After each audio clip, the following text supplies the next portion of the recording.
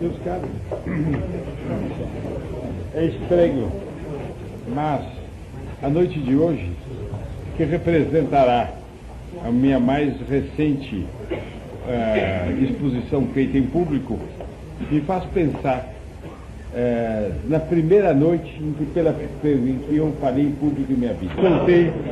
Já vos contei o fato, já vos disse, que foi na Congregação Mariana de Santa Cecília, num grupo de jovens mais intelectualizados, que eram dirigidos por um padre com dotes oratórios apreciáveis, padre Roque Pinto de Barros, coadjutor da Igreja de Santa Cecília, que se adestravam em falar em público para se habituarem depois a fazer discursos, conferências, etc., nas reuniões católicas.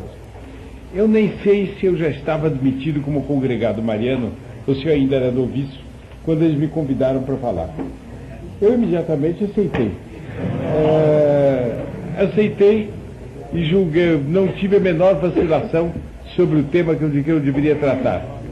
E o tema, para o gosto deles, estava errado. Para o meu, estava certo. Como eu nunca tinha falado em público, julguei que eu deveria fazer uma conferência escrita.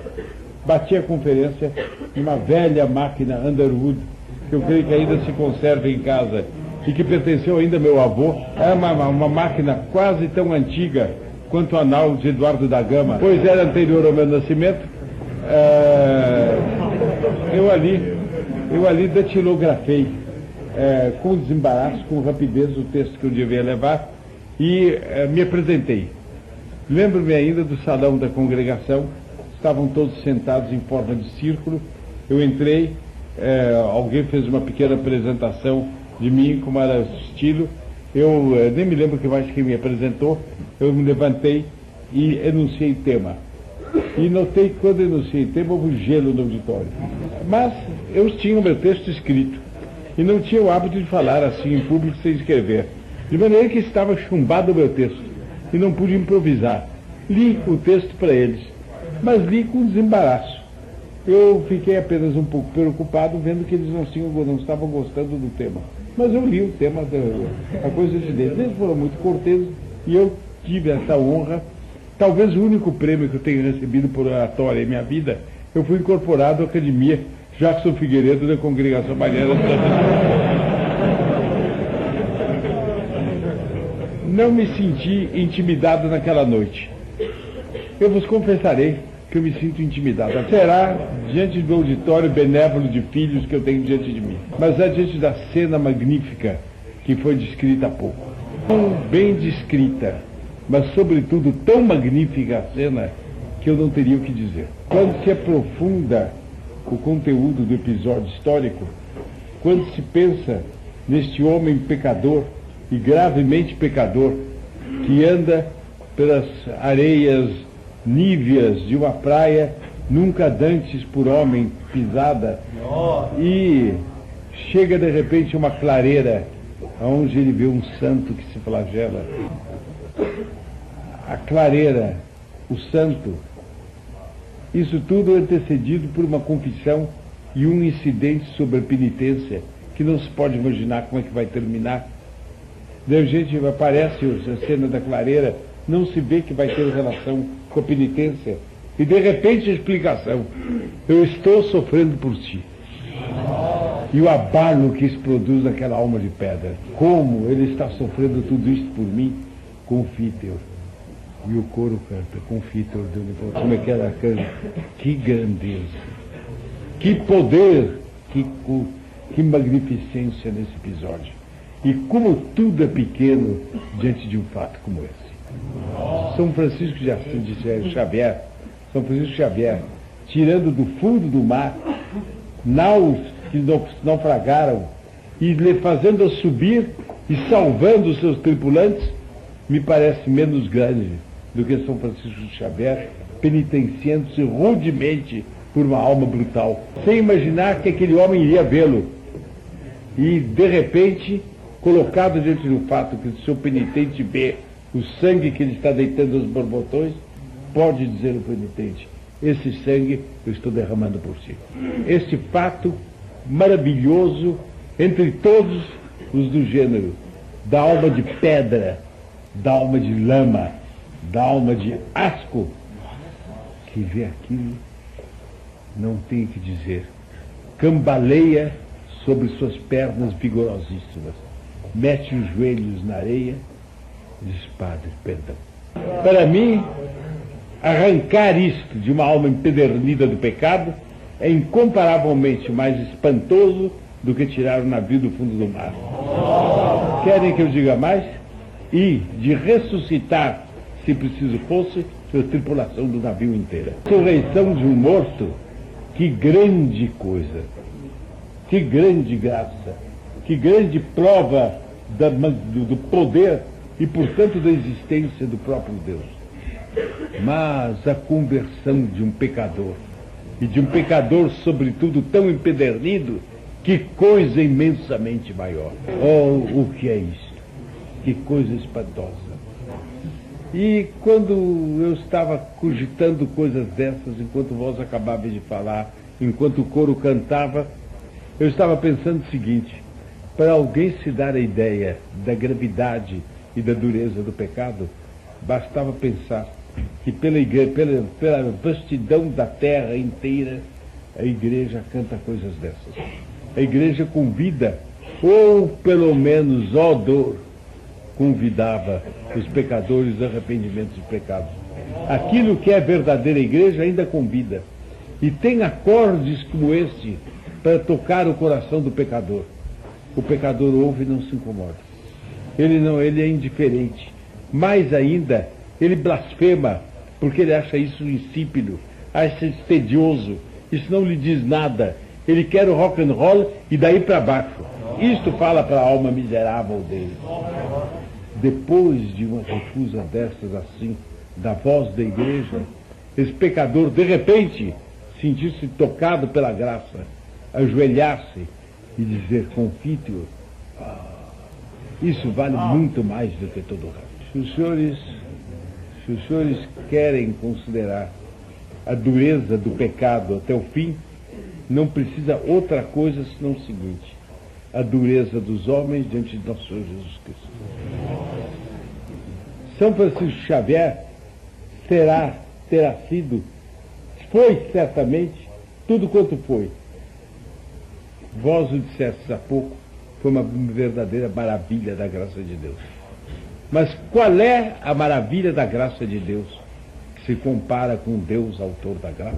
Qual é a maravilha da graça de Deus que pode sustentar paridade com o homem-Deus? Nem sequer a obra-prima das obras-primas, tão perfeita que nunca nenhum homem conseguirá sondar toda a sua grandeza, Nossa Senhora, nem ela tem paridade com o seu divino Filho. Quanto mais qualquer outro santo, por excelso que tenha sido. Está bem? O próprio nosso Senhor Jesus Cristo aparece diante dos homens maculados pelo pecado, e o próprio nosso Senhor Jesus Cristo faz para eles, ensina coisas tão maravilhosas que evidentemente nunca ninguém diz nada de igual àquilo. Nem como santidade, nem como sabedoria, nem como força, nem como beleza. Tomem a mais simples das parábolas evangélicas, o mais simples dos princípios de moral evangélicos, a mais misteriosa das revelações a respeito de Deus. Os senhores encontram ali uma beleza e uma grandeza que a palavra humana não é capaz de descrever. Além dessa pregação, ele tinha algo que é indizível. Era a sua ação de presença. Ele estava presente. Não se pode... Os senhores já imaginaram que é ele ser visto? O olhar dele pousar no da gente? Pode ser uma coisa dessas, o olhar dele penetrar na gente até o fundo do olhar. E nós, nesse momento, tanto quanto nos é possível, penetrarmos nele e vermos como é a mente. Tanto quanto nos é possível dar alguns passos na entrada desse santuário incomparável que é ele. Bem, além disso, milagres que atestam uma bondade sem nome, atestam um poder sem nome, e milagres em quantidade, dos mais espantosos, desde a transmutação da água em vinho até a ressurreição de Lázaro, há 4 dias na sepultura, já cheira mal, disse sua irmã, objetando contra a ressurreição. Senhor, Jean Fetet, cheira mal, Senhor. Como é que vai ir ressuscitá-lo? Ele afastou. Lázaro sai. Os inimigos todos ali em volta. Eu imagino ruídos na sepultura e terror dos inimigos. A sepultura se abre como se fosse uma cortina. Os panos funerários em que os judeus envolviam seus mortos caem. Lázaro está na sua túnica e olha para Deus. Olha para Nosso Senhor e diz, Domine. E ele diz, Lázaro. E saem os dois juntos. Tudo isso os judeus viram. De tudo isso eles tinham conhecimento. A dureza do pecado chega a tal ponto que se dá a confrontação para todo sempre célebre na história das infâmias e na história dos pecados. Pilatos, para ver se salva Nosso Senhor, se eu tenho poder de indultar alguém. A este homem, e era Nosso Senhor, como este outro, Barrabás, um bandido que constituía perigo para toda a população da cidade. Um bandido que toda a população da cidade tinha em horror. Estava, portanto, a personificação da santidade, de um lado, estava, de outro lado, uma das expressões mais requintadas da ignomínia. Pergunta a quem querem que o salve. Resposta, salve Barrabás. A esse, tole crucifige. Toma e leva embora, crucifica. A infâmia pode chegar mais longe? Na história das infâmias, pode-se chegar mais baixo? Pode-se. Dir-se-ia que não se pode. Pode-se. Essa infâmia foi de um homem a quem foi dada a honra incomparável de oscular a face de Nosso Senhor Jesus. O homem cujo nome passou a ser sinônimo de maldição, Judas Iscariote. Mas, quando a gente pensa que a dureza do pecado chega a tal ponto que, colocado entre Nosso Senhor Jesus Cristo e Barrabás, um pecador prefere Barrabás, e provavelmente entre esses que preferiram Barrabás estavam pessoas que ele curou, pessoas que se desvaneceram com as lições dele e que seguiram largamente ao longo do mar de Tiberíades e que depois preferiram Barrabás.